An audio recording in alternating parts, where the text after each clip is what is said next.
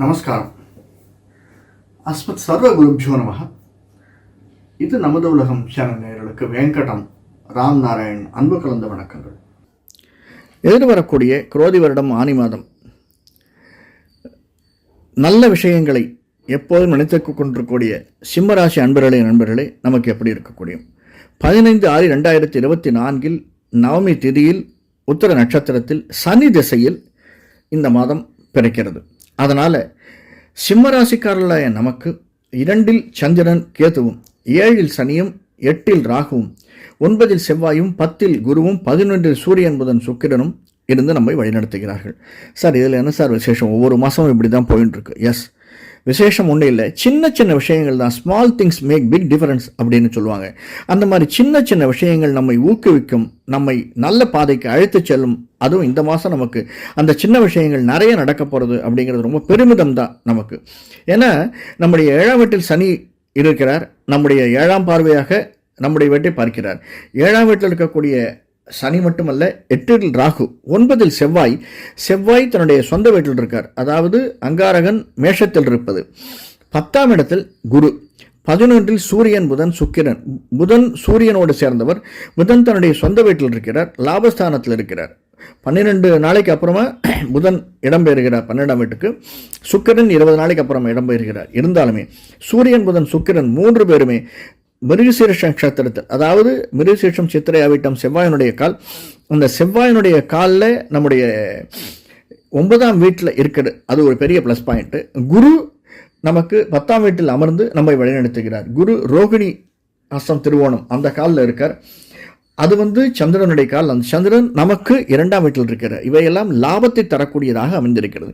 நான் முதல்ல சொன்ன மாதிரி இந்த மாதம் ஒரு லாபஸ்தானத்தை நமக்கு எடுத்து தரக்கூடிய மாதமாக ஆனி மாதம் சிம்மராசிக்காரர்களாக நமக்கு அமைந்திருக்கிறது.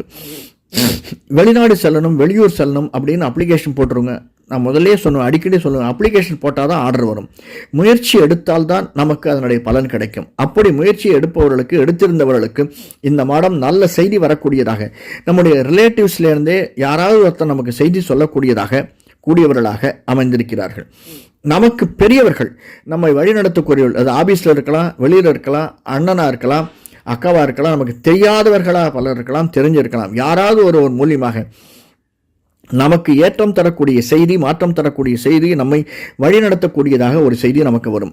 அது வீடு, மனை, வாகனம் வாங்கும் இடத்தில் இருக்கலாம், அதற்கு நல்ல செய்தி வருவதாகவும், அல்லது அது சம்பந்தப்பட்ட தொழில் செய்பவர்கள், ரியல் எஸ்டேட், கன்ஸ்ட்ரக்ஷன் தொழில் செய்பவர்களுக்கு இந்த மாதம் நல்ல ஏற்றத்தை தரக்கூடிய மாதமாக அமைந்திருக்கிறது. ஏனென்றால் 4ஆம் வீட்டில் உள்ள செவ்வாய் தன்னுடைய சொந்த வீட்டில் மேஷத்தில் அமைந்திருக்கிறார். அந்த செவ்வாய் 7ஆம் பார்வையாக நம்முடைய 3ஆம் வீட்டை பார்க்கிறார். அது மட்டுமல்ல, 2ஆம் வீட்டை குரு பார்க்கிறார். அந்த குருவினுடைய பார்வை மேன்மையான பார்வையாக நமக்கு அமைந்திருக்கிறது. 10ஆம் வீட்டை சனியும் பார்க்கிறார். இவைகளெல்லாம் சேர்ந்து நமக்கு லாபஸ்தானத்தில் ஒரு நல்ல திருப்பத்தை தரக்கூடிய விதமாகவும் அமைந்திருக்கிறது. சில முயற்சிகள், அதாவது திரைத்துறை, இசைத்துறை, நிழல் சம்பந்தப்பட்ட துறையில் இருப்பவர்களுக்கு சின்ன சின்ன சங்கடங்கள் வரக்கூடியதாக அமைந்திருக்கிறது. இந்த மாதம் நம்ம எதிர்பார்த்து போன இடத்துல சில ஏமாற்றங்கள் தரக்கூடியதாகவும் அமைந்திருக்கிறது. ஏமாற்றங்களும் வரும், நாம் அதையெல்லாம் எதிர்கொள்ளத்தான் வேண்டும். அதனால் பொறுமையை இழந்துவிட வேண்டாம். இன்னும் அடுத்த 2-3 மாதங்களில் நமக்கு ஏற்றத்தை தரக்கூடியதாக அந்த துறை அமைந்திருக்கிறது. அதே மாதிரி ஹோல்சேல் இல்லாமல் ரீட்டைல் பிஸ்னஸ் செய்பவர்களுக்கு இந்த மாதம் மிக ஏற்றத்தை தரக்கூடியதாக அமைந்திருக்கிறது. யாராவது வீடு மாறணும் அப்படின்னா, அது சொந்த வீடு இல்லை, வாடகை வீடாக இருந்தால் கூட தைரியமாக மாறுங்க. மாற்றம் ஒன்றே மாறாதது. அது நமக்கு ஏற்றத்தை தரக்கூடியதாகத்தான் அமைந்திருக்கிறது. ஆனால் எந்த முடிவை எடுப்பதற்கு முன்பும் நிச்சயமாக ஞாயிற்றுக்கிழமைகளில் ஈவினிங் 7 to 8 நாம் நம்முடைய குலதெய்வத்தையோ இஷ்ட தெய்வத்தையோ வணங்கி பிள்ளையாரை முதன்மையாக வைத்து அம்பாளையும் பிள்ளையாரையும் வணங்கி எந்த செயலையும் துவக்குவது என்பது நமக்கு ஏற்றத்தை தரக்கூடியது. நன்றி, வணக்கம்.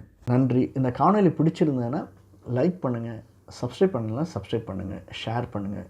வணக்கம்.